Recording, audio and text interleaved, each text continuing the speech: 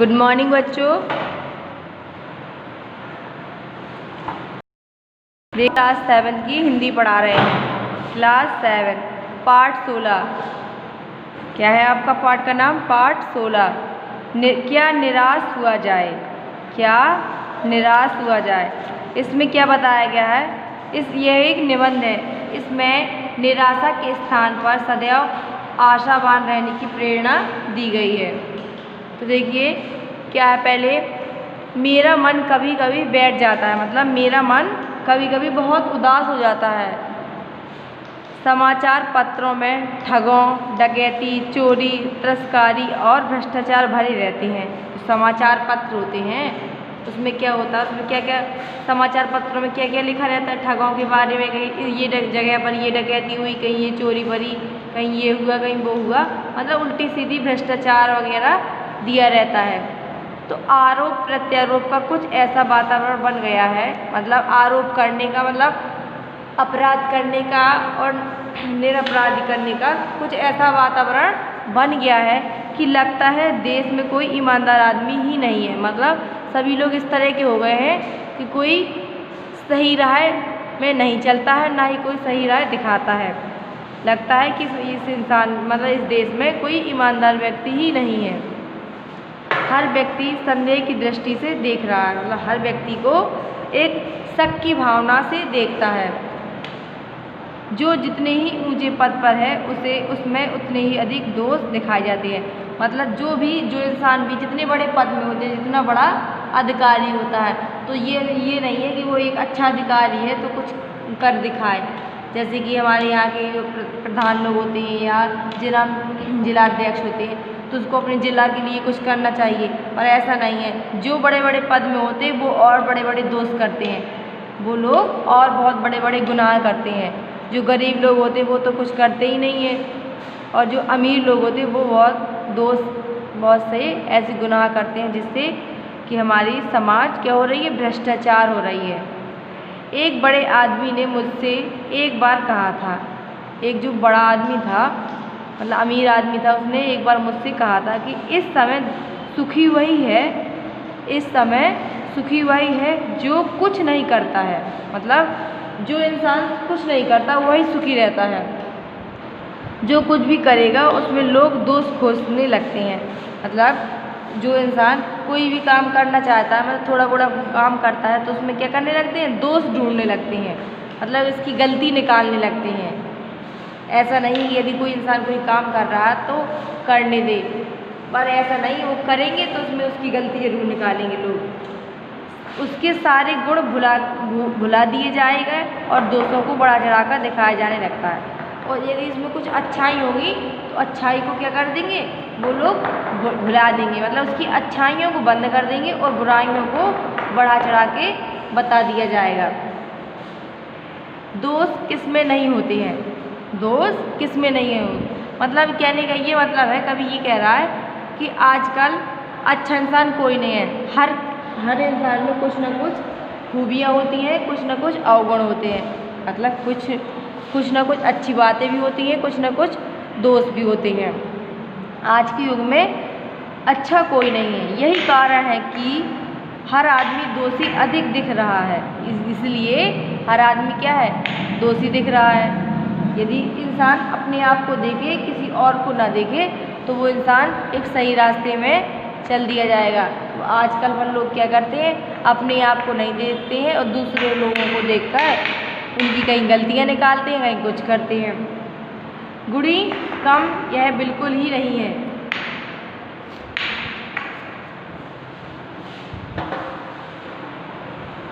गुणी कम यह बिल्कुल ही नहीं है, मतलब गुणी लोग तो कम हैं या फिर पता नहीं बिल्कुल ही नहीं है। वो कह रहा है, कभी कह रहा है इस देश में गुणी लोग तो हमें लगता है ही नहीं है, बिल्कुल भी नहीं है। स्थिति अगर ऐसी है तो निश्चित ही चिंता का विषय है। मतलब ऐसी स्थिति है तो वह एक चिंता का विषय है। क्या यही भारतवर्ष है? कभी कहने लगा, क्या यही भारतवर्ष है जिसका सपना तिलक और गांधी जी ने देखा था? मतलब कभी कह रहा है कि मतलब यही भारतवर्ष है जिसका सपना लोकमान्य गंगाधर तिलक और महात्मा गांधी जी ने देखा था। रविन्द्रनाथ ठाकुर और मदन मोहन मालवीय का महान संस्कृति सभ्य भारतवर्ष किस अतीत के गहन में डूब गया है। मतलब कहने लगे जो रविन्द्रनाथ ठाकुर और मदन मोहन मालवीय और इन लोगों ने कहा था कि हमारा भारत एक संस्कृति सभ्य भारतवर्ष है, तो क्या इसका ये अतीत का गहन डूब चुका है क्या?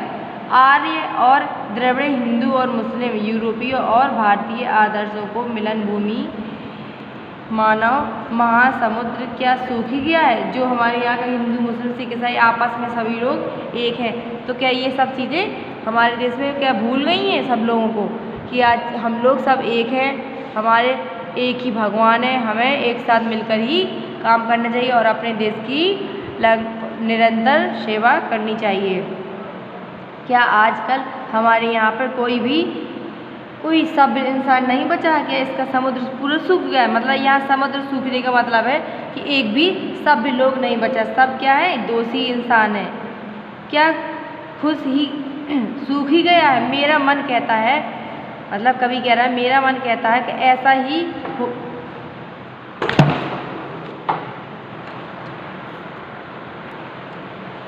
देखिए मेरा मन कहता है कि ऐसा हो नहीं सकता, हमारे महान महाविषयों सपनों का भारत है और रहेगा ही। मतलब ये वो कह रहा है कि मेरा मन यह कहता है कि हमारा भारत एक महान महर्षियों का था, महान महर्षियों का सपनों का भारत है और यह रहेगा। मतलब उनके जो सपने थे कि हमारा भारत देश सभ्य रहे और संस्कृति वाला रहे, तो वो सपनों का भारत है और हमेशा रहेगा। यह सही है कि इन दिनों कुछ ऐसा माहौल बना है कि ईमानदारी से मेहनत करके जीविका चलाने वाले निरीह और भोले भाले श्रमजीवी पिस रहे हैं।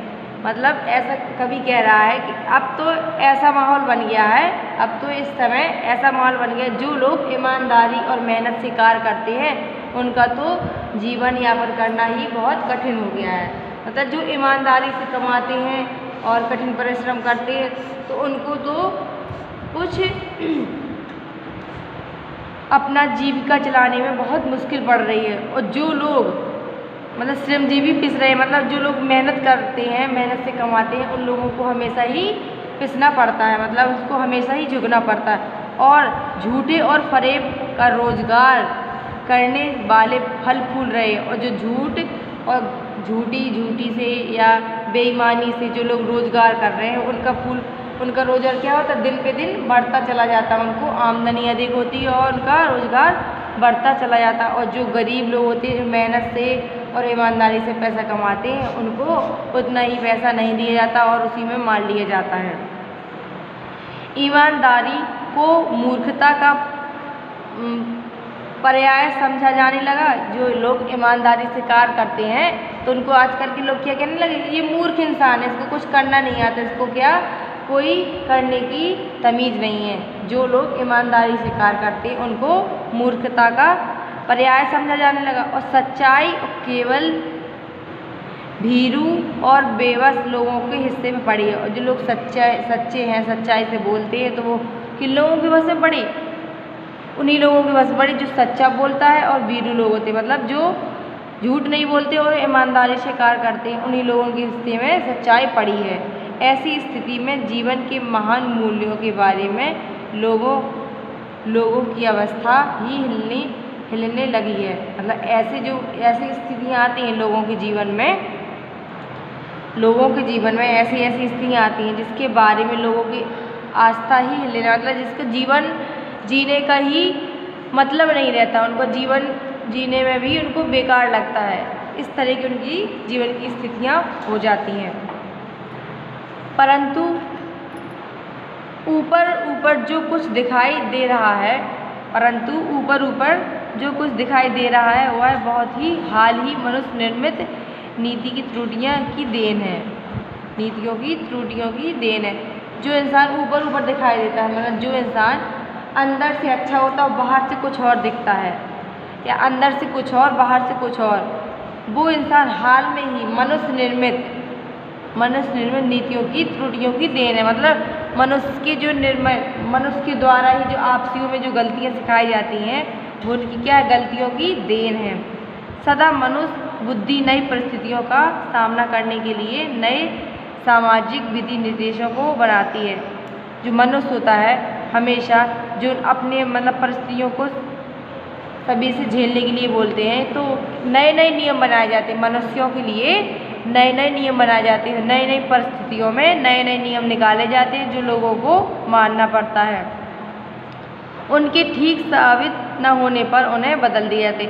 यदि वह नियम ठीक साबित नहीं हुए तो फिर उन्हें बदल दिए जाते, मतलब वह नियम गलत नहीं यदि साबित हुए तो उन नियमों को क्या हुआ था, फिर बदल दिया जाता है। नियम कानून सबके लिए बनाए जाते हैं, जबकि नियम कानून जो होते हैं वो तो सभी के लिए बनाए जाते हैं। ऐसा नहीं है कि एक इंसान के लिए नियम बनाए जाएं, पर कुछ लोग ऐसे होते हैं जो इन नियम कानूनों का पालन नहीं करते, उनका उल्लंघन करते हैं। पर सबके लिए कभी कभी एक ही नियम सुखकर नहीं होते, सभी के लिए कभी कभी एक ही नियम सुख नहीं होते, मतलब जो कभी कभी एक आध नियम इस तरह के हो जाते हैं जो किसी को सुख नहीं देते। सामाजिक कायदे कानून कभी युग युग में परीक्षित आदर्शों से टकराते हैं। जो हमारे समाज के कायदे कानून होते हैं, हमारे समाज में जो कायदे होते हैं कानून बनाए जाते हैं वो कभी कभी परीक्षित आदर्शों से टकराते हैं, मतलब जो हमारी स्थितियाँ होती हैं उनसे क्या होती टकराते हैं। इससे ऊपरी सतह आलोड़ित भी होती है, मतलब इससे ऊपरी सतह क्या होती थी, कमजोरित हो जाती है। पहले हुआ है आगे भी होगा, पहले ऐसे ही होता रहा और अभी भी ऐसा हो रहा है, उसे देखकर हताश हो जाना ठीक नहीं है। मतलब जो पहले होता था और अब भी हो रहा है तो उसको देख के हताश नहीं होना चाहिए, उसको देखकर हमें उसका सामना करना चाहिए। तो यही सोचना चाहिए कि हम इस चीज़ को सही रास्ते में लाएं, सही तरीके से करें और हमें इस गलतियों को नहीं देखना चाहिए। भारतवर्ष ने कभी भी भौतिक वस्तुओं के संग्रह को बहुत अधिक महत्व नहीं दिया। जो हमारा भारतवर्ष है उसने कभी भौतिक वस्तुओं के संग्रह को अधिक महत्व नहीं दिया। उसकी दृष्टि से मनुष्य के भीतर जो महान आंतरिक तत्व स्थित भाव से बैठा हुआ है, मतलब जो मनुष्य के अंदर मानव का आंतरिक भाव जो है, आंतरिक भाव स्थित रूप से बैठा हुआ है, उसकी दृष्टि से वही चरम और परम है। मतलब वही भाव उसका क्या है, चरम है और परम है, मतलब वह सबसे अच्छा भी है और सबसे बुरा भी है। पता नहीं आपके अंदर क्या क्या दिया है, कुछ गलतियाँ भी दी हैं, कुछ अच्छाइयाँ भी दी हैं। लोग मोह काम क्रोध आदि विकार मनुष्य के स्वाभाविक रूप से विद्यमान रहते हैं। मतलब लोगों के अंदर क्या होता है, लोभ दिया रहता है, मोह भी होता है। मतलब लोभ किस किस चीज़ का होता है, पैसों आदि का लोभ भी होता है और मोह घर परिवार समाज पैसे से भी मोह होता है। काम क्रोध मतलब ये भी कुछ लोगों के अंदर काम करने की शक्ति देखो तो कुछ लोगों की में क्रोध भी होता है। विकार मनुष्य में स्वाभाविक रूप से विद्यमान रहते, मतलब इस प्रकार की गुण मनुष्य के जीवन में क्या होते हैं, विद्यमान रहते हैं। पर उन्हें प्रधान शक्ति मान लेना और अपने मन तथा बुद्धि को उन्हीं के इशारे पर छोड़ देना बहुत निष्कुश आचरण है। मतलब जिन लोगों के इस तरह से व्यवहार होते हैं कि जो क्रोध अधिक करें या काम नहीं करें, लोभ मोह करें, तो उस तरह के लोग क्या करते हैं, मतलब उस तरह के लोग अपनी प्रधान प्रमुखता किनको देते हैं, अपने क्रोध को। जैसे किसी को गुस्सा दिख जाता है, यदि उनसे कहा जाए गुस्सा शांत कर लो तो वो गुस्सा नहीं करेंगे शांत और अपने गुस्सा को ही और तेज करेंगे। तो जो लोग इस तरह के लोग होते हैं वो अपने मन में और बुद्धि में उन्हीं के इशारे पे छोड़ देते हैं। मतलब ये सोचते हैं कि जैसा हमारा मन कहेगा हम वैसा ही कार्य करेंगे। तो वो लोग उनका एक चीज़ बहुत गलत आचरण होता है, मतलब ये गलत चीज़ होती है, जी गलत सभ्यता होती है। भारतवर्ष ने कभी भी उन्हें उचित नहीं माना है। तो भारतवर्ष में ऐसे लोगों को कभी भी उचित नहीं माना जाता है। जो लोग गलत रास्ते में चलते हैं उनको कभी उचित नहीं माना जाता है। उन्हें सदा संयम बंधन में बांधकर रखने का प्रयत्न किया और उन्हें हमेशा किस तरह के बंधन में रखा जाता है? संयम के बंधन में बांध के रखा जाता है, मतलब एक अच्छे तरीके में बांध के रखा जाता है। परंतु भूख भी अपेक्षा नहीं की जा सकती, भूख की अपेक्षा नहीं की जाती, परंतु इस तरह के इसमें हमको भूख की अपेक्षा नहीं की जा सकती। बीमारी के लिए दवा की अपेक्षा नहीं की जा सकती। जब इस तरह के हमारे यहाँ के आचरण होंगे तो उस समय हमें अपने भूख की अपेक्षा नहीं की जाएगी, ना बीमारी के लिए दवा की अपेक्षा नहीं की जा सकती। गुमराह को ठीक रास्ते पर ले जाने के लिए उपायों की अपेक्षा नहीं की जा सकती, मतलब जो लोग गलत रास्ते में चल रहे हैं तो उनके लिए उपाय बताने की अपेक्षा नहीं की जा सकती। इस तरह से ये हमारी बंधन को बांध कर रखने का प्रयत्न करते हैं।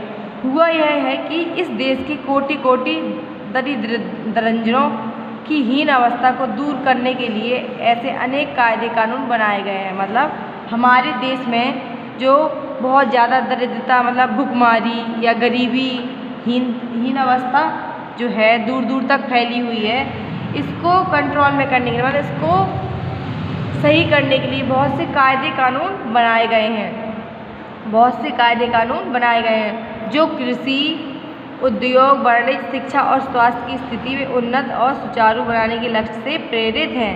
मतलब और ये भी बताया गया कृषि के क्षेत्र में उन लोगों को कुछ क्या उनको फ़ायदा मिले, उद्योग में भी, वाणिज्य चीज़ में भी, शिक्षा में उनकी शिक्षा फ्री करवाई जाए, उनको कम पैसा लगे, और स्वास्थ्य के लिए उनके लिए स्वस्थ, मतलब गरीबों के लिए एक अस्पताल बनाया जाए जिसमें पैसा ना लगे।